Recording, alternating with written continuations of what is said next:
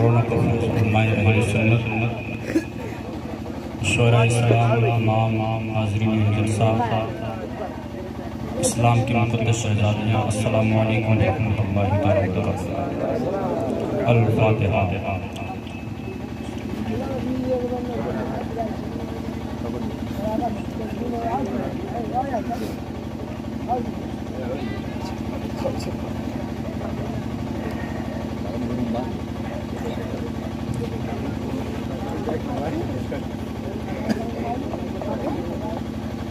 سبحان ربک رب العزت عما یصفون وسلام علی المرسلین والحمد للہ رب العالمین لا الہ الا اللہ محمد رسول اللہ۔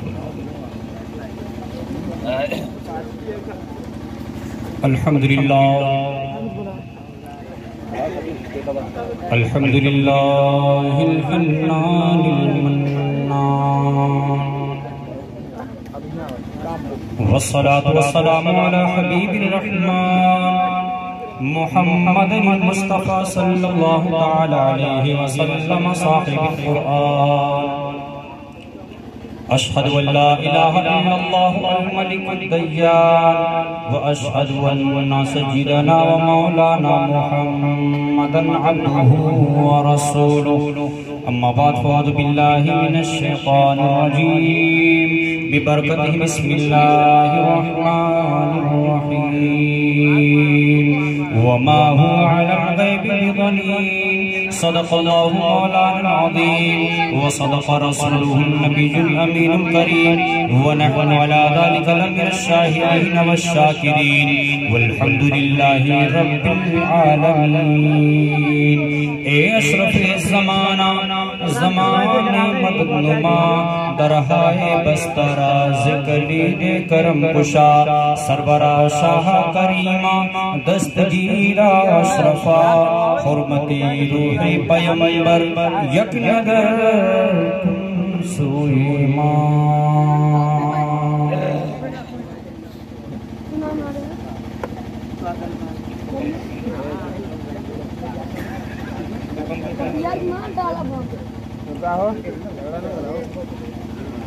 حضرات محترم، شاندار پروگرام جو کم وقت میں سجایا گیا سنوارا گیا اور آپ نے جو اپنی محبتوں کا اظہار کیا،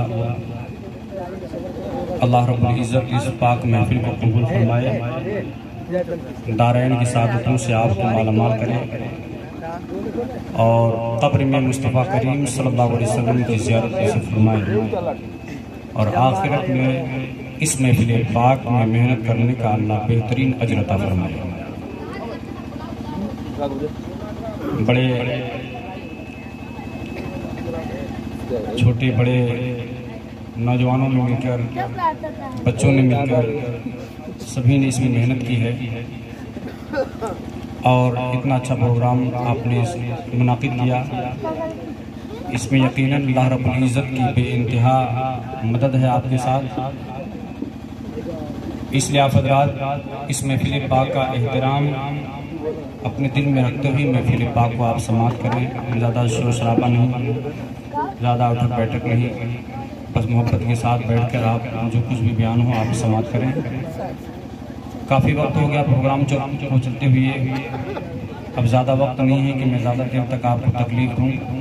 آج 20-25 منٹ سماعت کر لیجئے، بس 20-25 منٹ کی تقریر کافی ہے آج کے لیے۔ پھر انشاءاللہ اللہ نے زندگی میں پھر ملاقات ہے، انشاءاللہ پھر بیان کریں گے ہم۔ آج جو تقریر کا عنوان ہم نے بنایا ہے وہ ہے علم غیب مصطفیٰ اور ہمارا معاشرہ۔ پیارے مصطفیٰ کریم صلی اللہ علیہ وسلم کا علم غیب اور ہمارا معاشرہ، ہم اسی پر آج کچھ روشنی ڈالیں گے۔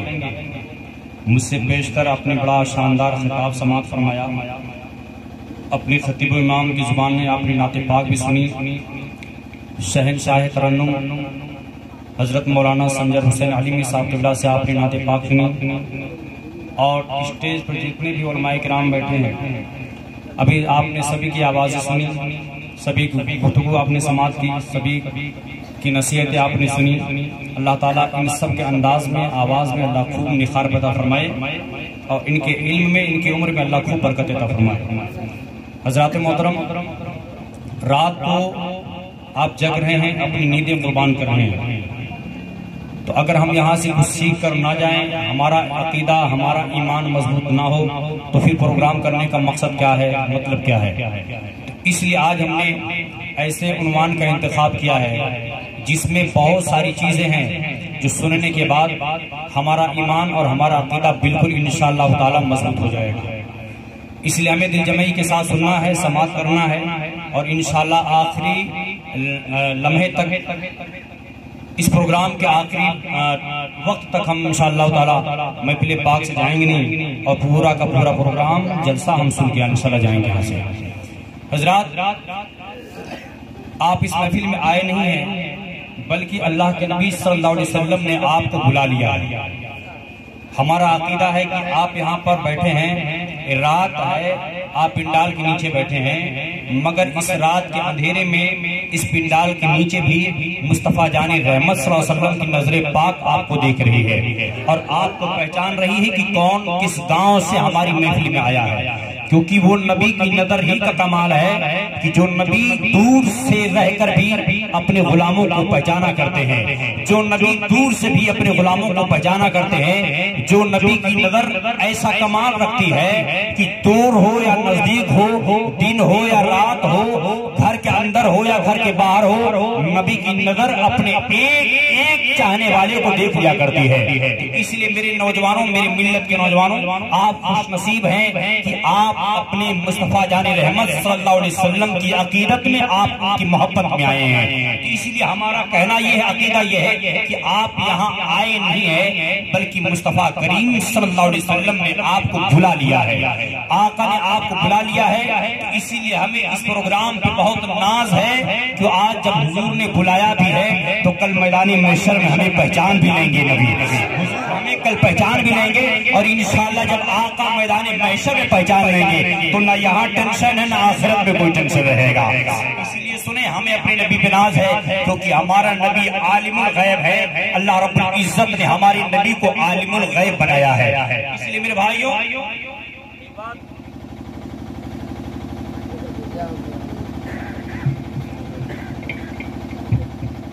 حضور کی نظر میں اور ہماری نظر میں فرق یہ ہے کہ ہماری نظر صرف سامنے دیکھتی ہے، مگر نبی کی نظر کا کمال یہ ہے کہ حضور کی نظر سامنے بھی دیکھتی ہے اور پیچھے بھی دیکھتی ہے۔ سبحان اللہ۔ جتنے چلا چلی والے بھوپال دلی والے ہیں، جتنے یہ انگریز کے ٹکڑے پہ پلنے والے ہیں، یہ کہتے ہیں کہ نبی ہماری طرح ہے، نبی کی نظر ہماری طرح ہے۔ میں آپ سے بہت چھوٹی سی بات پوچھنا چاہتا ہوں، ایک چھوٹا سا کوئسچن ہے، آپ بتائیے کہ آپ سامنے دیکھتے ہیں تو پیچھے بھی دیکھتے ہیں؟ آپ بولیے نا، سمجھدار لوگ ہیں، پڑھے لکھے لوگ ہیں، کہ آپ کو پیٹھ کے پیچھے دکھائی دیتی ہے؟ جو لوگ چلا چلی والے کہتے ہیں کہ حضور کی نظر ہماری طرح ہے، حضور ہماری طرح ہے، آپ ان سے پوچھو کیا تمہیں پیچھے دکھتا ہے؟ تو وہ یہی جواب دیں گے کہ نہیں، ہمیں صرف سامنے دکھتا ہے، ہمیں پیچھے نہیں دکھتا ہے۔ تو ان کا کان پکڑ کے دھیرے سے ان کے کان میں کہنا، نادان، جب تجھے پیچھے نہیں دکھائی دیتی ہے تو نبی کی نظر کو اپنی نظر کی طرح کیوں کہتا ہے؟ ارے نبی کی نظر تو وہ ہے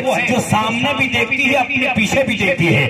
نبی کی نظر وہ ہے جو زمین کے نیچے بھی دیکھتی ہے، آسمان کے اوپر بھی دیکھتی ہے۔ نبی کی نظر وہ ہے جو مشرق میں دیکھتی ہے، جو مغرب میں دیکھتی ہے۔ اور یہ لفاظی نہیں ہے، تقریر میں صرف 20 سے 25 منٹ کرنا چاہتا ہوں، اس لیے میں آپ کا وقت نہیں ضائع کرنا چاہتا ہوں۔ میں چاہتا ہوں کہ جتنی دیر تقریر ہو اپنے نبی کی حدیث پڑھتا رہوں، آپ سماعت کرتے رہے۔ اس لیے بغیر کسی تاخیر کے میں آپ کے عقیدے کو ٹھوس اور مضبوط بنانا چاہتا ہوں، اور بریلی کے تاجدار کا ایک مشن، ایک پیغام دینا چاہتا ہوں کہ جو سرکار اعلی حضرت نے بریلی شریف کی سرزمین سے بیٹھ کر کمی نبی کے تمام غلاموں کا پیغام دیا تھا، وہ حدیث سنا کر اعلی حضرت سرکار کو پیغام سناؤں گا۔ مگر اس سے پہلے اگر آپ تمام حضرات سننے کے لیے بیدار ہیں، آپ بالکل بیداری کے ساتھ بیٹھے ہیں، سننے کا ذوق، شوق اور جذبہ ہے، تو حدیث شریف سننے سے پہلے ایمان کی تازگی کے لیے حدیث پاک کا استقبال کریں، اور ہاتھ اٹھا کر محبت سے بولے سبحان اللہ، اور محبت سے بولے سبحان اللہ، اور محبت سے بولے سبحان اللہ.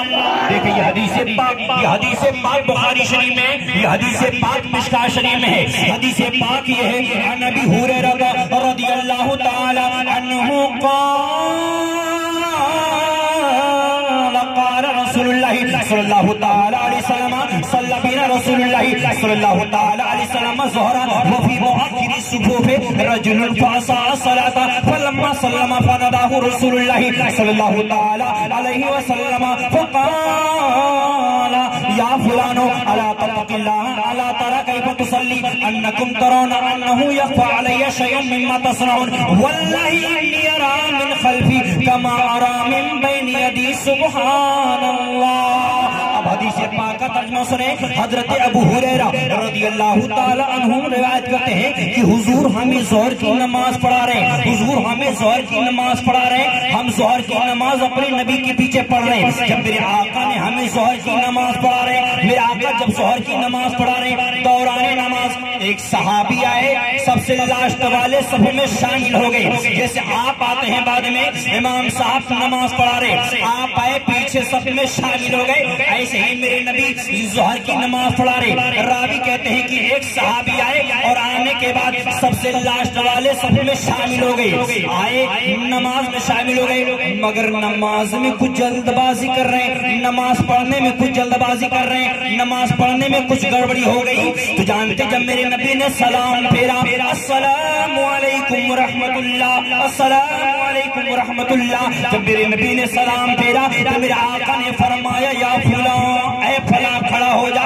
جب وہ کھڑا ہو گئے تو میرے نبی فرماتے ہیں الا تری کیف تصلی، کیا تو دیکھتا نہیں کہ تو نماز کیسے پڑھتا ہے؟ کیا تو دیکھتا نہیں کہ تو نماز کیسے پڑھتا ہے؟ میرے آقا فرماتے ہیں کیا تو اللہ سے ڈرتا نہیں ہے؟ کیا تو اللہ سے خوف نہیں کرتا ہے؟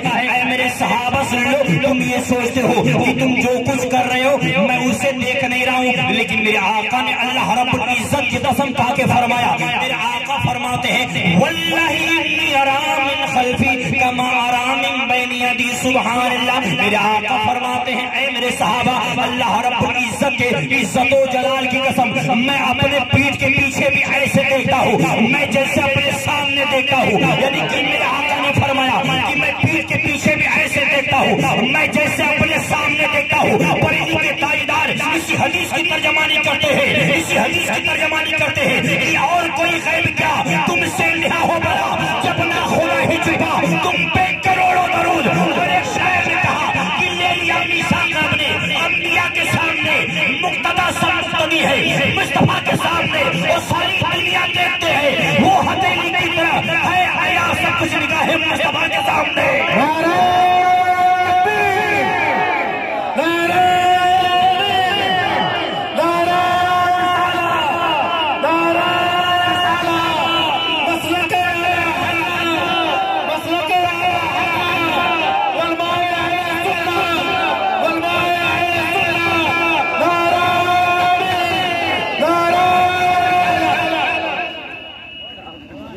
حضرات محترم آپ یاد کریے، اس لیے آپ خوش نصیب ہیں کہ ہمارے نبی صلی اللہ علیہ وسلم ہم غلاموں کو دیکھ رہے ہیں، ہمارے آقا ہم غلاموں کو پہچان بھی رہے ہیں. میرے بھائی ایک بات بتائیے، آپ اس سے بڑا غیب اور کیا ہو سکتا ہے؟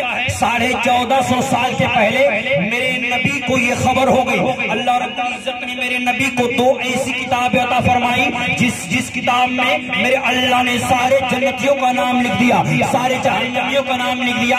جو داہنے ہاتھ میں کتاب میرے نبی لے کر نکلتے ہیں اس میں تمام جنتیوں کا نام ہے، حضرت آدم علیہ السلام سے لے کر قیامت تک کتنے لوگ جنت میں جائیں گے. اللہ تعالیٰ نے سارے جنتیوں کا نام اس میں لکھ دیا ہے. جو کتاب بائیں ہاتھ میں ہے اللہ تعالیٰ نے تمام جہنمیوں کا نام اس کتاب میں لکھ دیا ہے. تو میرے بھائیوں، حضور کو تو 1400 سال کے پہلے معلوم ہے کہ قیامت تک جتنے لوگ پیدا ہوں گے اور اس سے پہلے جو لوگ پیدا ہو گئے ہیں جنت میں کون جائے گا جہنم میں کون جائے. یہی تو غیب کا علم ہے، یہی تو غیب کا علم ہے. یہی وجہ ہے کہ میرے نبی نے 1400 سال کے پہلے نام لے کر اپنے صحابہ کو جنت کا معجزہ سنایا. آپ بتائیے کیا آپ میں کوئی گارنٹی کر سکتا ہے کہ ہم 100% جنت میں جائیں گے، لیکن یاد کریں میرے نبی نے اپنے تمام صحابہ کو نام لے کر جنت کا موعظہ سنایا، اور جن کو موعظہ سنایا میرے آقا صلی اللہ علیہ وسلم نے ان کا نام بھی لیا، میرے آقا نے ان کا نام لے کے ان کو جنت کا موعظہ سنایا۔ اگر آپ چاہیں تو وہ حدیث میں سنا دوں، انشاءاللہ ایمان تازہ ہو جائے گا۔ اگر حدیث شریف سننا چاہتے تو محبت سے بولے سبحان اللہ، اور محبت سے بولے سبحان اللہ، اور تیز بولے سبحان اللہ۔ دیکھیں یہ حدیث پاک صحیح ستہ کی تمام کتابوں میں ہے، یہ حدیث پاک صحیح ستہ میں ہے، یہ حدیث پاک ابو داؤد شریف میں ہے۔ حدیث پاک یہ ہے عن عبد الرحمن بن عوف رضی اللہ تعالی عنہ قال رسول اللہ صلی اللہ تعالی علیہ وسلم ابو بکر فی الجنت وعمر فی الجنت وعثمان فی الجنت وعلی فی الجنت وطلحہ فی الجنت والزبیر فی الجنت وعبد الرحمن بن عوف فی الجنت وسعید بن زید فی الجنت وسعد بن ابی وقاص فی الجنت وابو عبیدہ بن الجراح فی الجنت وسعد وابو عبیدہ بن الجراح فی الجنت۔ سبحان اللہ۔ حدیث پاک کا ترجمہ یہ ہے کہ حضرت عبد الرحمن بن عوف رضی اللہ تعالیٰ عنہ روایت کرتے ہیں کہ میرے نبی نے 10 صحابی کا نام لے لے کے جنت کا موعظہ سنایا۔ ان میں کون ہے؟ کہتے میرے آقا نے فرمایا ابو بکر جنتی ہے سبحان اللہ، عمر جنتی ہے سبحان اللہ، عثمان جنتی ہے سبحان اللہ، علی جنتی ہے سبحان اللہ، سعید بن زید جنتی ہے سبحان اللہ، حضرت ابو طلحہ جنتی ہے سبحان اللہ، حضرت زبیر جنتی سبحان اللہ، عبد الرحمن بن عوف جنتی سبحان اللہ، سعید بن زید جنتی سبحان اللہ، سعد بن ابی وقاص جنتی ہے سبحان اللہ، ابو عبیدہ بن جراح جنتی سبحان اللہ۔ یعنی اے میرے ملت کے نوجوانوں، میرے آقا نے 10 صحابی کا نام لے لے کے، میرے آقا صلی اللہ علیہ وسلم نے 10 صحابی کا نام لے لے کے میرے آقا نے فرمایا کہ یہ لوگ جنتی ہے، یہ لوگ جنتی ہے۔ اس لیے میرے بھائیوں میں ایک بات آپ کو بتا دوں، کل میدان محشر میں یہ تمام صحابہ، کل میدان محشر میں تمام لوگ، تمام اہل محشر لوگ جنت کو تلاش کریں گے، مگر جنت صحابہ کو تلاش کرے گی، نمازی جنت کو تلاش کرے گی، جنت صحابہ کو تلاش کرے گی، عالم جنت کو تلاش کرے گا، جنت صحابہ کو تلاش کرے گی، مفتی جنت کو تلاش کرے گا، جنت صحابہ کو تلاش کرے گی، حاجی جنت کو تلاش کرے گا، جنت صحابہ کو تلاش کرے گی، ولی جنت کو تلاش کرے گا، جنت صحابہ کو تلاش کرے گی، ابدال جنت کو تلاش کرے گا، جنت صحابہ کو تلاش کرے گی، اوتاد جنت کو تلاش کرے گا، جنت صحابہ کو تلاش کرے گی۔ جب تمام لوگ جنت کو تلاش کریں گے ایسے وقت میں لوگ پکاریں گے جنت جنت، جنت پکارے گی صحابہ صحابہ، نمازی پکاریں گے جنت جنت، جنت پکارے گی صحابہ صحابہ، علماء پکاریں گے جنت جنت، جنت پکارے گی صحابہ صحابہ، شہداء پکاریں گے جنت جنت، جنت پکارے گی صحابہ صحابہ، ولی پکارے گا جنت جنت، جنت پکارے گی صحابہ صحابہ، غوث پکاریں گے جنت جنت، جنت پکارے گی صحابہ صحابہ، ابدال پکارے گی جنت جنت، جنت پکارے گی صحابہ صحابہ، اوتاد پکارے گی جنت جنت، جنت پکارے گی صحابہ صحابہ، تابعی پکاریں گے جنت جنت، جنت پکارے گی صحابہ صحابہ، تابعی پکاریں گے جنت جنت، جنت پکارے گی صحابہ صحابہ۔ جب تمام لوگ جنت کو تلاش کریں گے، جب تمام لوگ جنت کو پکاریں گے تو ایسے وقت میں وہ جنت نبی کے صحابہ کو ڈھونڈے گی، میرے آقا فرمائیں گے اے جنت خاموش ہو جا، تیری گود میں میرے وہ صحابہ جا رہے ہیں، میں نے جن کو جنت کا موعظہ سنایا، میں نے جن کو جنت کا موعظہ سنایا، بریلی کے تاجدار کبھی تو ارشاد فرماتے ہیں وہ 10 جن کو جنت کا موعظہ ملا اس مبارک جماعت پلا کو بلا۔ میرے بھائیوں تو یہی تو نبی کا غیب ہے کہ کون جنت میں جانے والا ہے، کون جہنم میں جانے والا ہے۔ میرے نبی 1400 سال کے پہلے جانتے تھے سبحان اللہ۔ اس لیے میرے بھائیوں ہمیں اپنے آقا پر ایسا ایمان رکھنا چاہیے جیسا ایمان نبی کے غیب پر صحابہ نے کیا تھا۔ اب صحابہ کا عقیدہ کتنا ٹھوس تھا حضور کے علم غیب پر۔ ایک واقعہ بھی ہم نے کل پرسوں میں پڑھا تھا، واقعہ اتنا دلچسپ ہے کہ ایمان تازہ ہو جائے گا۔ سنا تو محبت سے سبحان اللہ، کتنا ٹھوس عقیدہ تھا حضور پر۔ اور آج ہم کہتے ہیں کہ ہم مسلمان ہیں، نبی کے غلام ہیں، مگر آج ہم اپنے عقیدے کا جائزہ لیں کہ ہمارا عقیدہ کیسے ہے، ہمارا کیسا عقیدہ ہے۔ صحابہ رسول ہے جن کا نام حضرت ثعلبہ بن عبد الرحمن، ثعلبہ بن عبد الرحمن، ان کے بارے میں یہ ہوتا ہے کہ میرے آقا صلی اللہ علیہ وسلم نے ان کو کسی کام کے لیے بھیجا کہیں پر. آپ سن رہے نا گھبرا رہے ہیں؟ تقریر ختم کر دیں؟ 5 منٹ سنیں آپ، 5 منٹ سماعت کریں. بڑا ایمان افروز واقعہ ہے حضرت ثعلبہ بن عبد الرحمن کا. میرے نبی نے ثعلبہ بن عبد الرحمن کو کسی کام کے لیے کہیں بھیجا. وہ جب نکلتے ہیں تو جب گلیوں سے گزر رہے تھے کسی انصاری کے گھر کا دروازہ کھلا ہوا تھا. وہ گزرتے وقت دروازے سے جھانک لیے، ملنے جلنے والے تھے. سوچا کہ دیکھیں گھر میں وہ آئیں کہ نہیں. گھر سے جھانک رہا تھا تو کیا دیکھتے ہیں، ان کی نظر پڑ گئی کہ ایک عورت غسل کر رہی تھی. ان کی نظر جب اس عورت پڑ گئی کہ وہاں سے نکلے، ڈر کی وجہ سے ان کا پیر تھر تھر کانپنے لگا، ان کا پورا جسم کانپنے لگا، جسم کا ایک ایک بال کھڑا ہو گیا. جب وہاں سے نکلے تو ان کے دل میں یہ خیال آیا کہ جو میں نے یہ گناہ کر دیا ہے، یعنی کہ میں چلتے وقت میں جو میں نے دروازے سے اندر جھانک لیا ہے اور عورت پر میری نظر پڑ گئی ہے، اور جب یہ میرے نبی کو خبر ہو گئی، میرے آقا جب جان جائیں گے تو ہم اپنے نبی کو کیسا منہ دکھائیں گے، اپنے نبی کو یہ اپنا چہرہ کیسے دکھائیں گے، اور ہمارے نبی کو خبر ہو ہی جائے گی. سبحان اللہ، کتنا عمدہ عقیدہ ہے. ہمارے نبی کو خبر ہو ہی جائے گی کہ ہمارے نبی جان ہی جائیں گے، یہ ہمارے اس گناہ کے بارے میں نبی واقف ہو جائیں گے. وہ صحابی وہاں سے نکلے اور میرے نبی نے جو کام دیا تھا وہ کام نہیں کیا، بلکہ ڈر کی وجہ سے، خوف کی وجہ سے، شرمندگی کی وجہ سے وہ راستہ بدل دیا اور پہاڑیوں پر چلے گئے. اور پہاڑی پہ جا کر 40 دن تک پہاڑی سے نیچے نہیں اترے اور خوف الہی سے روتے رہے، اللہ سے دعا کرتے رہے، اللہ سے معافی مانگتے رہے، اس گناہ کے لیے اللہ کی بارگاہ میں گر گڑاتے رہے، آج اسی انکساری کرتے رہے اور اپنے نبی سے معاف کرنے کی دعا کرتے رہے کہ اے اللہ میرے نبی کو ناراض ہونے سے بچا لے، اے اللہ میرے نبی کو خفا ہونے سے بچا لے، اے اللہ مجھے شرمندگی سے بچا لے. میرے ملت کے نوجوانوں 40 دن ہو گیا مگر وہ پہاڑ کے نیچے اترے نہیں، پہاڑ سے نیچے نہیں آئے، یہاں تک کہ جب میرے نبی نے ان کے بارے میں پتہ کیا تو کچھ پتہ نہیں چل رہا ہے. میرے آقا نے ان کے بارے میں پوچھا، میرے ملت کے نوجوانوں وہ نبی کیا نہیں جانتے ہیں، مگر کیا راز ہے، میرے نبی کی کیا حکمت ہے. میرے نبی صلی اللہ علیہ وسلم نے اپنے صحابہ سے پوچھا، صحابہ نے عرض کیا آقا اس کا کوئی عطا پتہ نہیں ہے، وہ کہاں ہے؟ 40 دن سے کچھ پتہ نہیں چلا. میرے آقا صلی اللہ علیہ وسلم اپنی صحابی سے پوچھ ہی رہے کہ جبریل امین وہی لے کر آگئے، جبریل امین آگئے اور میرے نبی سے ارشاد فرمایا کہ اے میرے آقا اللہ تعالیٰ نے آپ کو سلام کہا ہے اور اللہ رب العزت نے آپ کے غلام، آپ کے صحابی ثعلبہ بن عبد الرحمن کے بارے میں فرمایا ہے کہ اللہ تعالیٰ نے اس کی لغزشوں کو معاف کر دیا ہے. سبحان اللہ، اللہ تعالیٰ لغزشوں کو معاف کر دیا ہے. حضرت جبریل امین کی بشارت کے بعد میرے نبی صلی اللہ علیہ وسلم نے حضرت عمر فاروق اعظم ایک اور صحابی کو بھیجا، کہا جاؤ ثعلبہ بن عبد الرحمن کو تلاش کر لے کر آؤ.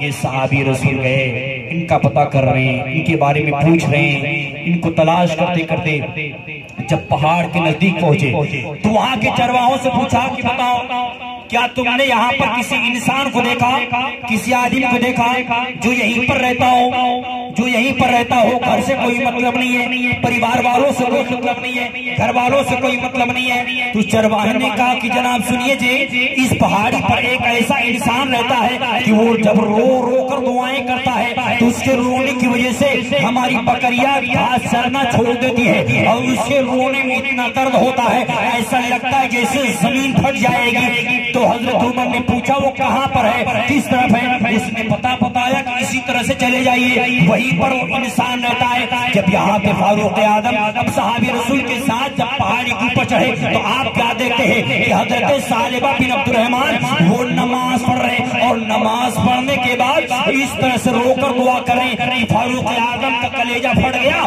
فاروق اعظم کی آنکھ میں آنسو آ گیا اور حضرت فاروق اعظم آئے، ان کا ہاتھ پکڑا، کہا اے بھائی ثعلبہ بن عبد الرحمن چلو تمہیں پیارے مصطفیٰ نے بلایا. سبحان اللہ، تو میرے آقا نے بلایا ہے. حضرت ثعلبہ نے کہا کہ مجھے اپنے آقا کے پاس نہیں جانا ہے، مجھے اپنے آقا کے پاس نہیں جانا ہے۔ لوگوں نے کہا کیوں؟ کہا اس لیے نہیں جائیں گے کیونکہ نبی کے سامنے ہم کون سا چہرہ لے کر جائیں گے۔ آج ہم بھی گناہ کرتے ہیں اور ہم بھی یہی مانتے ہیں کہ ہم جو کچھ کر رہے ہیں ہمارے نبی کو خبر ہے، مگر ہمیں پھر بھی کوئی فکر نہیں ہے۔ مگر آپ دیکھیں ثعلبہ بن عبد الرحمن کو، وہ کہتے ہیں کہ ہم نہیں جائیں گے اپنے آقا کے پاس۔ کہا کیوں؟ کہا کون سا چہرہ لے کر جائیں گے؟ جب نبی کے سامنے جائیں گے تو ہم اپنے آقا کو کیا منہ دکھائیں گے؟ کیسے اپنے آقا کے سامنے ہم کھڑے ہوں گے؟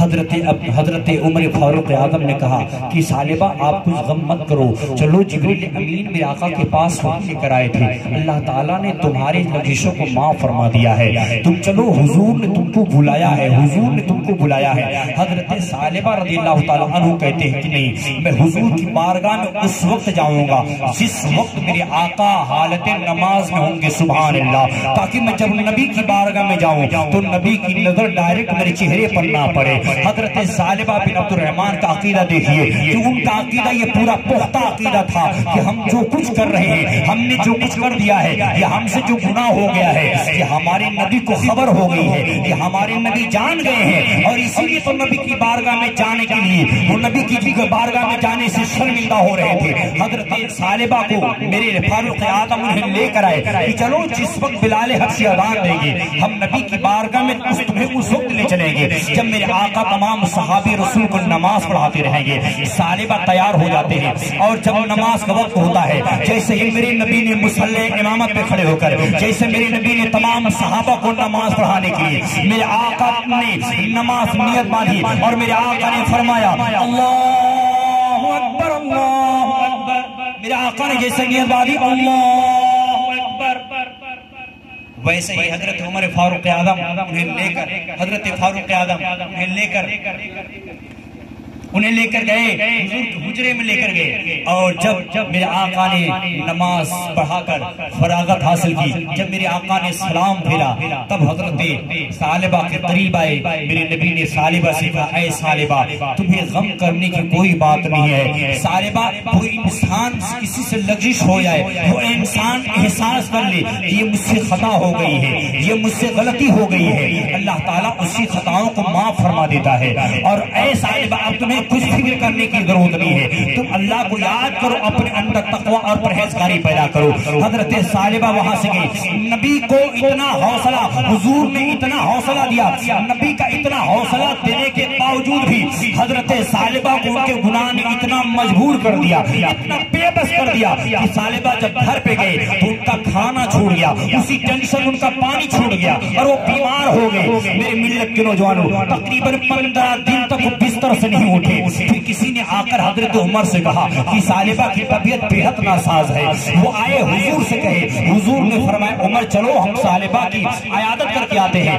میرے نبی ثعلبہ کے گھر گئے فاروق اعظم کے ساتھ، جب پہنچے تو دیکھا ثعلبہ بے حد بیمار ہے۔ میرے نبی نے ان کا سر اٹھایا، اپنی گود میں رکھا، میرے آقا نے فرمایا ثعلبہ کیسا محسوس کرتے ہو؟ بولے آقا میرا سر آپ کی گود میں ہے، ایسا لگتا ہے کہ جیسے میں جنت میں بیٹھا ہوں، سبحان اللہ، ایسے لگتا ہے جیسے جنت میں بیٹھا ہوں۔ میرے نبی نے ثعلبہ سے کہا ثعلبہ تم کیا چاہتے ہو؟ بولتے ہیں یا رسول اللہ میں یہ چاہتا ہوں کہ مجھے آپ کے سامنے یہ بشارت مل جائے کہ اللہ رب العزت نے مجھے معاف فرما دیا ہے۔ ابھی ان کی زبان سے نکلنا تھا، جبریل امین بھی وہی لے کر آ گئے، کہا یا رسول اللہ آپ کے رب نے آپ کو سلام کہا ہے اور اللہ رب العزت نے بشارت دی ہے کہ خدائے پاک نے ثعلبہ بن عبد الرحمن کو معاف فرما دیا ہے۔ اتنا کہہ رہا تھا، میرے نبی نے حضرت ثعلبہ کو خوشخبری سنائی، انہیں بشارت سنائی۔ ثعلبہ نے ایک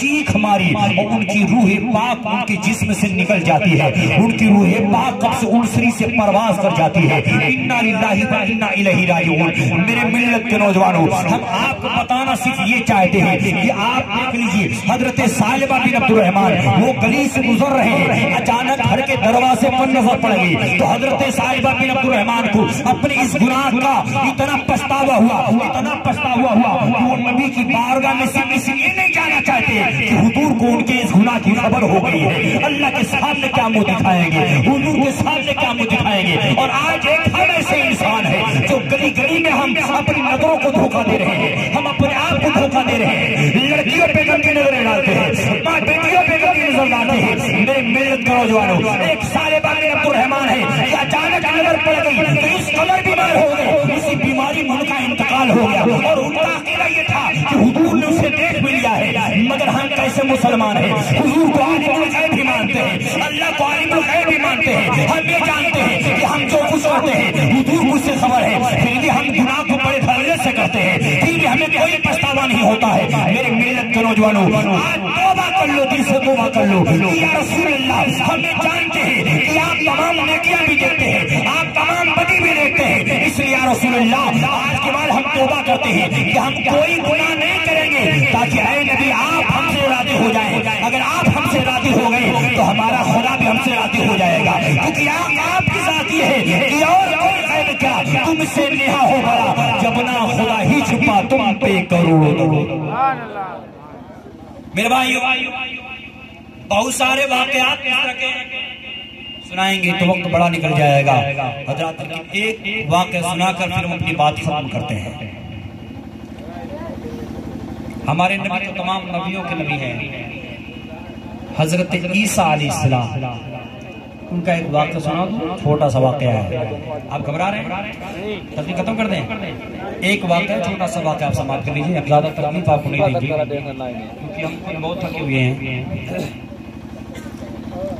حضرت عیسیٰ علیہ السلام، حضرت عیسیٰ علیہ السلام اپنے ایک شاگرد کے ساتھ نکلتے ہیں تبلیغ کے لیے، سمجھ رہے ہیں؟ جب عیسیٰ علیہ السلام کو سفر میں بھوک لگی، آپ نے اپنے شاگرد سے کہا بیٹا جاؤ بستی میں جاؤ، وہاں سے کچھ کھانے کے لیے خرید کر لے کر آؤ، کچھ کھانے کے لیے کھانا روٹیاں خرید کے لے کر آؤ۔ وہ شاگرد گیا، حضرت عیسیٰ علیہ السلام نے اسے 2 روپیہ دیا، وہ انسان وہاں سے گیا، شاگرد گیا، گاؤں میں گیا، بستی میں گیا، اسے 2 روپے میں 3 روٹی ملی۔ کتنی روٹی ملی؟ تھوڑا سا آپ بولیے، لاسٹ تقریر ہے، آخری تقریر ہے، اس کے بعد انشاءاللہ ہم آپ کو تکلیف نہیں دیں گے۔ آپ تیز بولیں۔ حضرت عیسیٰ علیہ السلام نے شاگرد کو بھیجا، 2 روپے دے کر بھیجا، 2 روپے میں کتنی روٹی ملی؟ 3۔ تیز آواز سے بولیے، کتنی؟ 3 روٹی ملی۔ اب شاگرد لے کے جب روٹی وہاں سے چلا تو اس کے دل میں ایک بات پیدا ہوئی، آدمی 2 روٹی 3، آدمی 2 روٹی 3، ابھی ہم لوگ 1.5 روٹی پائیں گے۔ اس نے کہا کیوں نہ ہم 1 روٹی راستے ہی میں صاف کر دیں، اور وہاں جب جائیں گے 1 روٹی حضرت عیسیٰ کھا لیں گے، 1 روٹی ہم کھا لیں گے۔ حضرت عیسیٰ کو تو پتا ہے نبی کے ساتھ فراق، نبی کے ساتھ دھوکہ۔ حضرت عیسیٰ علیہ السلام نے شاگرد کو بھیج دیا، شاگرد گیا 3 روٹی خرید لیا، سوچا 1 روٹی راستے ہی میں صاف کر دیں، حضرت عیسیٰ کو تو خبر ہوگی، موڈ بنا لیا اور 1 روٹی راستے ہی میں صاف کر دیا۔ اب جب وہاں سے آیا عیسیٰ علیہ السلام کے پاس تو نبی کیا نہیں جانتا، سبحان اللہ، نبی تو سب دیکھتا ہے، اندر کیا ہے باہر کیا ہے، وہ نبی تو سب دیکھا کرتے ہیں۔ حضرت عیسیٰ علیہ السلام کے سامنے لا کر روٹی رکھا، پر حضور 2 روٹی ملی۔ حضرت عیسیٰ علیہ السلام نے کہا 2 روٹی ملی، کہا جی حضور۔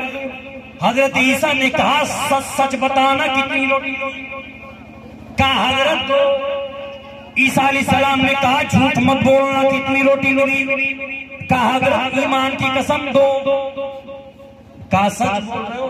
کہا حضرت بالکل سچ بول رہا ہوں۔ کہا جھوٹ نہیں بول رہے؟ بولا حضرت پیٹ کی قسم جھوٹ نہیں بول رہا، بالکل سچ بول رہا ہوں۔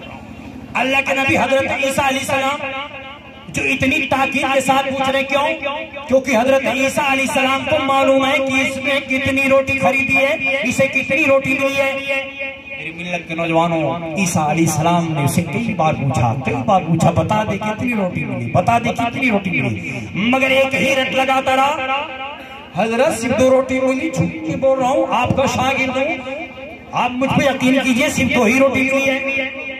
عیسیٰ علیہ السلام کچھ نہیں بولے، وہاں سے آگے نکلے تو ایک دریا پڑا، اب دریا کو پار کر کے اس پار جانا ہے، نہ کوئی کشتی ہے نہ کوئی ملا ہے۔ حضرت عیسیٰ علیہ السلام کو دریا عبور کرنا ہے، دریا اس پار جانا ہے۔ عیسیٰ علیہ السلام نے شاگرد سے کہا ہم دریا اس پار جائیں گے۔ شاگرد نے کہا حضرت دریا کا پانی اتنا بھڑکیلا دکھ رہا ہے، ہم لوگ کیسے پار کریں گے، جائیں گے کیسے؟ عیسیٰ علیہ السلام نے فرمایا تمہیں غم کرنے کی ضرورت نہیں ہے، تم میرا دامن پکڑ لینا اور میں جیسے ہی اللہ کا نام لے کے آگے بڑھوں گا تو بھی اللہ کا نام لے کے آگے بڑھ جانا۔ سن لے جب میں پار ہو جاؤں گا تو بھی پار ہو جائے گا۔ سبحان اللہ۔ حضرت عیسیٰ علیہ السلام نے اللہ کا نام لیا، پانی پر قدم رکھا، اللہ کی قسم ایسے چل کے پار ہو گئے، ایسے لگتا جیسے زمین پہ چل رہے ہیں، جیسا لگتا جیسے زمین پہ چل رہے ہیں۔ اللہ کا نام لیا، دریا پار ہو گئے۔ شاگرد بھی حضرت عیسیٰ علیہ السلام کے ساتھ پار ہو گیا، اور جب دریا کے پار جب اس نے زمین پہ قدم رکھا تو شاگرد کہتا حضرت آج میرا ایمان تازہ ہو گیا، میرے ایمان میں جو کمی تھی ایمان مضبوط ہو گئی، ایمان مضبوط ہو گیا، وہ کمی دور ہو گئی، آج کے بعد میں سچا مومن ہوں۔ حضرت عیسیٰ علیہ السلام نے کہا کہ تجھے کچھ ملا؟ بولا جی حضرت۔ کہا کیا ملا؟ کہا حضرت مکمل ایمان مل گیا، میرا بھروسہ آپ پہ بڑھ گیا اور میرا ایمان تازہ ہو گیا۔ حضرت عیسیٰ نے کہا کہ جب تیرا ایمان تازہ ہو گیا، تیرا ایمان مکمل ہو گیا تو سچ سچ بتانا روٹی کتنی ملی تھی؟ بولا حضرت دو۔ بولا حضرت دو۔ عیسیٰ علیہ السلام نے کہا کہ جب تیرے مکمل ایمان ہونے کا یہ حال ہے، کچھ نہیں بولے، آگے نکلے۔ بھوک لگتی ہے، بھوک لگی، ایک ہرن گزر رہا تھا، عیسیٰ علیہ السلام نے ہرن کو بلایا، آواز دی، ہرن آ گیا۔ میرے عیسیٰ علیہ السلام نے اسے لیٹنے کا حکم دیا، ہرن خود ان کی تابع کر جو ہے ان کی فرما برداری کرتے ان کے تابع ہو کر ہرن لیٹ گیا، اپنی گردن بھی جھکا دی۔ عیسیٰ علیہ السلام نے اللہ کا نام لے کے اسے ذبح کیا، پھر اس کے گوشت کو بھونا اور پھر اس کے گوشت کو کھایا، اور کھانے کے بعد عیسیٰ علیہ السلام نے پھر ہڈیوں پر ہاتھ پھیر دیا، پھر اللہ تعالیٰ نے اس میں جان پیدا کر دی۔ وہ ہرن پھر سے زندہ ہو کر پھر دوبارہ بھاگ گیا، وہ پھر وہ جنگل میں چلا گیا، وہ یہ دیکھ کر چکرا گیا، کہتا ہے اللہ کے نبی یہ آپ کا معجزہ دیکھنے کے بعد آج میرا ایمان اور تازہ ہو گیا، ہمارا ایمان اور مضبوط ہو گیا۔ اللہ کے نبی نے کہا تجھے کچھ ملا؟ بولا حضرت ہمارے ایمان میں کہیں سے جو تھوڑا بہت قصر تھا وہ آج مکمل ہو گیا، ایمان میں کہیں سے کوئی کمزوری نہیں ہے، ہمارا ایمان بالکل مکمل ہو گیا۔ اللہ کے نبی نے کہا جب تیرا ایمان مکمل ہو گیا تو سچ سچ بتانا روٹی کتنی ملی تھی؟ بولا حضرت دو۔ حضرت عیسیٰ علیہ السلام کچھ نہیں بولے، پھر آگے نکل گئے۔ راستے میں 3 سونے کی اینٹ مل گئی، سونے کی اینٹ راستے میں مل گئی۔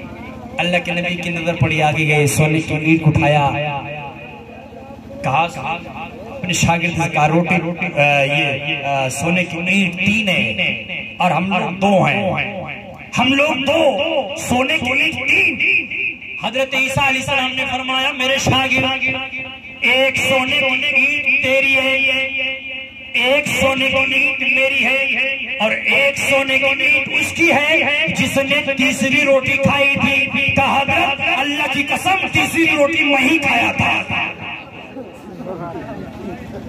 حضرت تیسری روٹی میں ہی کھایا تھا، جھوٹ نہیں بول رہا ہوں، بالکل سچ بول رہا ہوں کہ روٹی 3 ملی تھی۔ حضرت میرا ایمان خراب ہو گیا تھا اور میں نے تیسری روٹی کھائی تھی، اس لیے سونے کی تیسری اینٹ ہماری ہی ہے، یہ ہماری ہے۔ عیسیٰ علیہ السلام نے جب اس کے منہ سے اقبال جرم سنا، عیسیٰ علیہ السلام وہاں سے اس کا ساتھ چھوڑ دیے، کہا جو اتنا بڑا لالچی ہے وہ کبھی بھی دھوکہ دے سکتا ہے، اس کے ساتھ چلنے کے لائق نہیں ہے۔ عیسیٰ علیہ السلام نے سونے کی اینٹ چھوڑ دیا، اسے چھوڑ دیا، وہاں سے نکل گئے تبلیغ کرنے کے لیے۔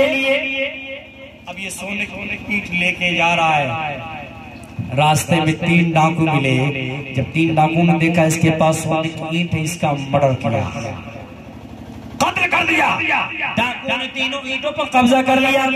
اب ڈاکو نے یہ فیصلہ کیا سونے کی اینٹ آ ہی گئی ہے، کیوں نہ کھانا پینا کھا کے ہاں سے چلے۔ تو ڈاکو نے فیصلہ کیا ہم لوگ سونے کی اینٹ کی حفاظت کریں گے، ایک ڈاکو جائے بستی سے کھانا خرید کر لے کر آئے، ایک ڈاکو گیا بستی سے کھانا لینے کے لیے. جو بستی سے کھانا لینے گیا تھا اس کی نیت وہاں خراب ہو گئی. کہا یہ سونے کی اینٹ 3 ہے اور ہم لوگ بھی 3 ہیں, ایک ایک اینٹ ملے گی, کیوں نہ کھانے میں زہر ملا دے, وہ دونوں کھانا کھائیں گے مر جائیں گے, سونے کی تینوں اینٹ ہماری ہو جائے گی. اور ادھر دونوں ڈاکو جو سونے کی اینٹ کی حفاظت کر رہے ہیں, ان لوگوں نے اپنی نیت خراب کر لی.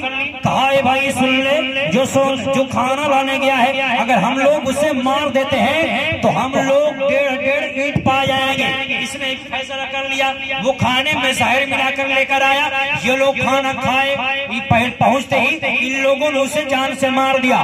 مارنے کے بعد پھر جب کھانا کھا لیا یہ لوگ بھی مر گئے کیونکہ زہر آلود کھانا کھا لیے تھے. پھر میرے ملت کے نوجوانوں, سونے کی اینٹ نہ اس کے حصے میں گئی نہ اس کے حصے میں گئی. تو میں اس واقعے سے آپ کو نصیحت یہ دینا چاہتا ہوں کہ دیکھ لو حضرت عیسیٰ علیہ السلام کا کمال. کہ شاگرد جب کھانا لینے گیا تھا حضرت عیسیٰ کو نہیں پتا تھا کیونکہ وہ اکیلے گیا تھا. حضرت عیسیٰ نہیں جانتے تھے کہ وہاں کس کی دکان سے کھانا خریدا ہے, لیکن اللہ کے نبی کیا نہیں جانتا ہے, بظاہر تو نہیں جانتے تھے لیکن باطنی نظر سے حضرت عیسیٰ نے سب کچھ دیکھ لیا تھا.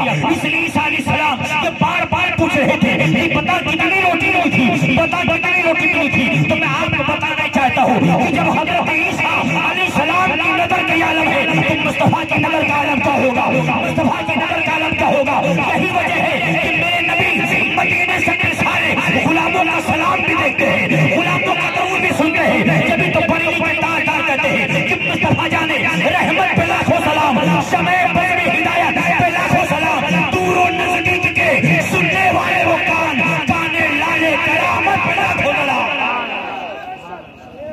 میرے بھائیوں, اس لیے اپنے نبی کے غیب پر ایمان رکھیے, اور ایمان ایسا ہونا چاہیے کہ جس طرح سے حضرت ثعلبہ بن عبد الرحمن نے ایمان رکھا کہ ہم نے جو بیان کر دیا ہے ہمارے نبی کو خبر ہو گئی ہے, اور یقیناً ہمارے نبی جانتے ہیں. کیوں؟ ہمارے نبی نے ارشاد فرمایا تھا, میرے آقا فرماتے ہیں کہ ہر جمعرات کو میری امتی کا, میری امت کی نیکیاں, ان کی بدی وہ مجھ پر پیش ہوتی ہے. میرے آقا فرماتے ہیں کہ جب میں کسی کا, اپنے امت کا, کسی امتی کا جب میں نیکیاں دیکھتا ہوں تو میرے آقا فرماتے ہیں مجھے خوشی ہوتی ہے, اور جب میں کسی کی بدی دیکھتا ہوں میرے آقا فرماتے ہیں اس کے لیے میں اللہ رب العزت سے اس کی بخشش کی دعا کرتا ہوں. تو میری ملت کے نوجوانوں, ہم آپ کو پیغام دینا چاہتے ہیں کہ اس محفل نور سے ہم کچھ نصیحت لے کر جائیں, کچھ یہاں سے کچھ درس لے کر جائیں کہ انشاءاللہ تعالی ہم حضور کی محفل میں آئے ہیں تو آج ہم یہاں سے کچھ لے کر جائیں گے. آج ہم یہاں سے نماز کا مزدہ لے کر جائیں گے کہ ہم اپنے نبی کے لیے, ہم اپنے نبی کی آنکھوں کو ٹھنڈک پہنچانے کے لیے, ہم اپنے اللہ کو راضی کرنے کے لیے ہم 5 وقت کی نماز پابندی کے ساتھ پڑھیں گے. ہم 5 وقت کی نماز پابندی کے ساتھ پڑھیں گے. میرے ملت کے نوجوانوں, اللہ نے ہمیں اتنی بڑی عمر عطا فرمائی ہے, اللہ نے ہمیں سب کچھ عطا کیا. دیکھنے کے لیے ہمیں اللہ نے آنکھ دی ہے, ہمیں کھانے کے لیے اللہ نے دانت دیا ہے, اور ہمیں دیکھنے کے اللہ نے ہمیں آنکھ عطا کی ہے, چلنے کے لیے اللہ نے ہمیں پیر دیا ہے, کام کرنے کے لیے اللہ نے ہمیں ہاتھ دیا ہے, اور ہم اسی سے بڑی بڑی بلندیاں حاصل کر چکے ہیں. اور جس اللہ نے ہم پر اتنا بڑا احسان کیا ہے, ہم اس اللہ کے لیے, ہم اپنے اسی خدا کے لیے ہم 24 گھنٹے کے اندر ہم 1-2 گھنٹہ وقت اپنے اللہ کے لیے نہیں نکال سکتے ہیں. ہماری کتنی بد نصیبی ہے, ہم کتنے بدبخت ہو چکے ہیں. میرے ملت کے نوجوانوں, ہمیں چاہیے کہ ہم اپنے اللہ کے لیے وقت نکالیں, اور جب مسجد سے کوئی مؤذن آواز دے تو ہم مسجدوں میں جائیں, اپنی مسجدوں کو آباد کریں. آج مسجدوں کو توڑنے کی سازش رچی جا رہی ہے, میں کیا آباد بند کرانے کی سازش رچی جا رہی ہے. وجہ کیا ہے؟ وجہ یہ ہے کہ جس مسجد میں مسلمانوں کا وقت نکل گزرنا چاہیے آج وہ مسجدیں خالی پڑی ہیں, وہاں پر کوئی اذان سننے والا نہیں ہے, اذان دینے والا نہیں ہے. تو آپ بتاؤ کہ ہم پر حملہ نہیں ہوگا تو کیوں نہیں ہوگا؟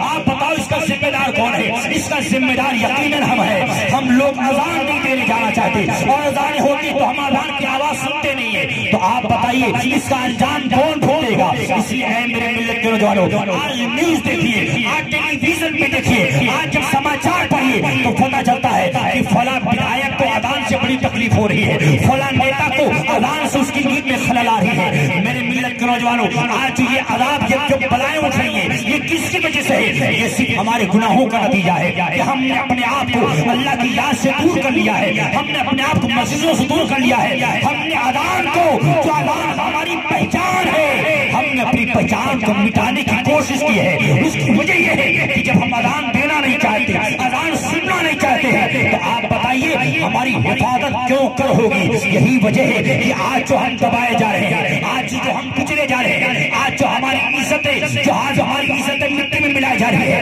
جو آج جو ہمارا نام لینے والا کوئی نہیں ہے۔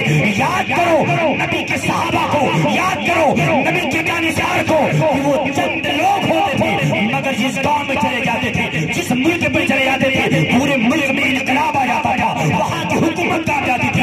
کیوں؟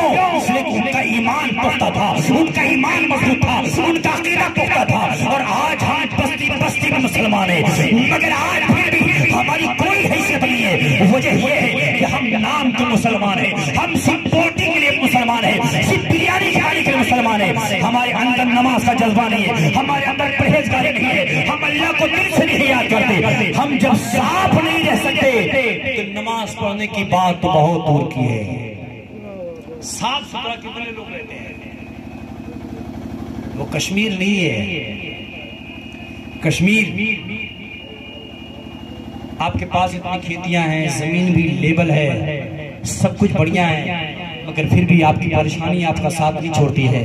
گھر میں تکلیف ہے، کاروبار کی تکلیف ہے، کھانے کے لیے تکلیف ہے، بزنس نہیں چل رہا ہے، کاروبار نہیں چل رہا ہے، مگر یاد کرو کشمیر کی وہ وادیاں جہاں پر ہم جاتے 2-2 مہینہ رک جاتے ہیں، وہاں پر میری ملت میں جو ہم نے دیکھا ہے کہ اس کشمیر کی وادیوں میں، کشمیر کی پہاڑیوں پر جو 2-2 ہزار فٹ کی اونچائی پر جو مکانات بنے ہیں، وہاں پر کھیتیاں نہیں ہیں، مگر پھر بھی اتنے عالیشان مکانات ہیں، اور پھر ان کے رہنے کے لیے کہ وہاں پر جو انتظامات ہیں وہ دیکھنے کے بعد سر چکرا جائے کہ اس اونچی پہاڑیوں پر اللہ نے کتنا انہیں نوازا ہے۔ اس پہاڑی پر جہاں پر یہ کھیتیاں نہیں کر پا رہے ہیں، پھر بھی اللہ نے اتنا ان کو خوش کو رکھا ہے، ان کے پاس اتنا بینک بیلنس کیوں ہے؟ تو جب میں نے اس کی سچائی جاننا چاہے تو جب پروگرام شروع ہوتا ہے، چونکہ کشمیر کا پروگرام رات میں نہیں دن میں ہوا کرتا ہے، وہاں کا پروگرام دن میں 10 بجے شروع ہوتا ہے اور عصر کے وقت تک چلتا ہے، 4 بجے تک چلتا ہے غالباً۔ میرے ملت کے نوجوانوں، دوران پروگرام جب ظہر کا وقت آتا ہے، جیسے ہی ظہر کا وقت آتا ہے، جیسے ہی ظہر کا وقت آتا ہے، سارے مجمع کا پروگرام رک جاتا ہے، شاعر ہے بیٹھ جائے گا، تقریر ہے روک دی جاتی ہے، اور اسی مجمع میں اسی اسٹیج کے اوپر ایک کوئی انسان کھڑا ہو جائے گا، اور جب وہ آواز دیتا ہے تو اللہ عزت و جلال کی قسم کلیم اشرف نعمانی نے اپنی آنکھوں سے دیکھا ہے کہ جب وہاں مؤذن اذان دیتا ہے تو جیسے اذان ختم ہوتی ہے تو نماز پڑھنے کے لیے جو ہزاروں کی تعداد میں لوگ ہوتے ہیں، جو 10,000 کی تعداد مسلمان ہوتے ہیں، وہ وضو بنانے نہیں جاتے ہیں۔ کیوں؟ اس لیے کہ وہ پہلے سے باوضو بیٹھتے ہیں۔ مشکل سے 2-4% لوگ جاتے ہیں صرف وضو بنانے کے لیے، وضو بنا کے پھر آ جاتے ہیں، باقی لوگ طہارت بھی ہوتے ہیں، باوضو بھی ہوتے ہیں، مگر آج کا مسلمان، آج کے پورے ہندوستان کا، خصوص یوپی کا مسلمان جب محفلوں میں آتا ہے تو ناپاک آتا ہے۔ باوضو کی بات تو چھوڑ دیجیے، باوضو ہونا دور کی بات ہے، ہم لوگ صاف ہو کر نہیں آتے، نہا دھو کے نہیں آتے۔ آپ بتائیے پھر ہمارا انجام کیا ہوگا؟ اس کا فیصلہ خود آپ کیجیے۔ اس لیے میرے بھائیوں میں آپ کو پیغام دینا چاہتا ہوں کہ آپ اپنے آپ کو اللہ سے قریب کیجیے، اور ہمیشہ سب سے پہلے پاک صاف رہنے کی کوشش کیجیے، ہمیشہ صاف ستھرا رہیے۔ کیوں؟ اس لیے کہ طہارت اور پاکیزگی ایمان کا آدھا حصہ ہے، اور طہارت اور نصف ایمان، باقی ایمان کا حصہ ہے، لیکن ہم نے طہارت کو بہت دور کر دیا ہے۔ آج لگتا ہی نہیں ہے کہ ہم مسلمان ہیں یا کسی دوسرے پلیٹ فارم سے ہے، کیونکہ جس طرح سے ایک نان مسلم چوراہے پر کھڑا ہو کر پیشاب کرتا ہے، ایسے مسلمان بھی گدھوں کی طرح کھڑے ہو کر وہ چوراہے پر پیشاب کرتا نظر آتا ہے۔ تم کیسے مسلمان ہو؟ تم اسلام کے طور طریقے پہ نہیں چل سکتی تو اللہ تمہاری حفاظت کیوں کرے گا؟ اس لیے اے میرے ملت کے نوجوانوں، تم اپنے آپ کی حفاظت کرو، اللہ خود تمہاری حفاظت فرمائے گا۔ تم شریعت اصول پہ چلو، تم شریعت کے قوانین کا عمل کرو، اللہ خود تمہاری حفاظت فرمائے گا۔ لیکن جب ہم نے اپنے آپ کو اللہ سے دور خود ہی کر لیا ہے تو ہمارا انجام کیا ہوگا؟ اس کا فیصلہ ہم اپنے آپ کو کریں۔ ایک کتا جو بدا ہوتا ہے، پالتو ہوتا اسے کوئی نہیں مارتا، بہت عام مثال ہے، سبھی مثال دیتے ہیں، لیکن جو آوارہ ہوتا اسے کوئی مار سکتا ہے۔ اگر ہم اللہ رب العزت کے سچے بندے بن جائیں تو یقین ہے کہ اللہ خود ہماری حفاظت فرمائے گا۔ لیکن جب ہم بندہ ہیں اور بندگی نہیں کرتے، بندہ ہے اور بندگی نہیں کرتے، تو پھر کیوں اللہ رب العزت سے ہم کیوں امید رکھتے ہیں؟ اللہ سے امید ہے، وہ ہمارا خدا، وہ ہمارا مالک، وہ ہمارا پروردگار ہے، لیکن اللہ کو خوش کرنے کے لیے، اللہ کو راضی کیجیے۔ اللہ نے جو ہمیں حکم دیا ہے، اللہ نے جو ہمیں کرنے کے لیے کہا ہے، جو اللہ کا فرمان ہے، اس پر عمل کیجیے۔ یقیناً اللہ رب العزت ہماری حفاظت فرمائے گا، اللہ رب العزت ہماری حفاظت فرمائے گا، تمام بلاؤں سے اللہ ہماری حفاظت فرمائے گا۔ اور جب ہم اپنے خدا کو راضی کر لیں گے، یہ کائنات، یہ دنیا، اس دنیا کا ذرہ ذرہ، اس کائنات کا ایک ذرہ ذرہ ہمارے قدموں میں نظر آئے گا، ہمارے قدموں میں نظر آئے گا۔ ہزاروں مثالیں ہیں، اللہ والے بڑی پراپرٹی، جائیداد، زمین سب کچھ چھوڑ کر جب فقیر بن کے دنیا میں چلے گئے، آج اسی اللہ والے کے مزار پر بادشاہ بھی جا رہا ہے، فقیر بھی جا رہا ہے، دولت مند بھی جا رہا ہے، امیر بھی جا رہا ہے، غریب بھی جا رہا ہے، سارے لوگ اس کی بارگاہ میں ہاتھ دے رہے ہیں۔ بڑے بڑے پیسے والے جا کر اپنے نوٹوں کی برسات کر رہے ہیں، کیوں؟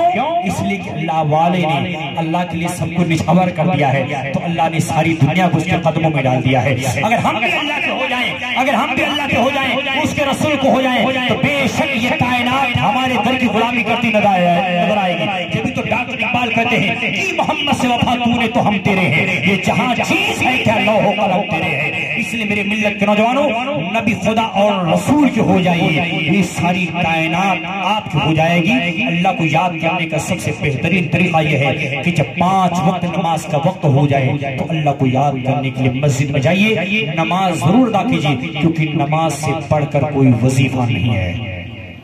ہم اللہ کی بارگاہ میں دعا کرتے ہیں کہ ہمارا پروردگار ہم سب کو نیک بنائے، صالح بنائے، پرہیزگار بنائے، صراط مستقیم پہ چلنے کی توفیق رفیق عطا فرمائے۔ آج کی تقریر میں، آج کے پروگرام میں بس اتنی ہی تقریر پہ ہم اتفاق کرتے ہیں، انشاءاللہ پھر آنا جانا رہتا ہے۔ اللہ نے زندگی عطا فرمائی تو جو باتیں رہ گئی ہیں انشاءاللہ بیان کریں گے۔ اللہ رب العزت ہم سب کو سعادتوں سے مالا مال کرے اور اس پاک میں پھر اللہ قبول فرمائے۔ جن جن لوگوں نے اس میں محنت کی ہے، حصہ لیا ہے، اللہ تعالیٰ سبھی کے تمام دلی جائز مرادوں کو پوری فرمائے۔ ہر قسم کی ناگہانی آفتوں سے، مصیبتوں سے، بلاؤں سے، تمام قسم کے جادو، جنات، شیاطین کے اثرات سے اللہ ہم سب کی حفاظت فرمائے۔ وآخر دعوانا ان الحمدللہ رب العالمین۔ السلام علیکم ورحمۃ اللہ تعالی وبرکاتہ۔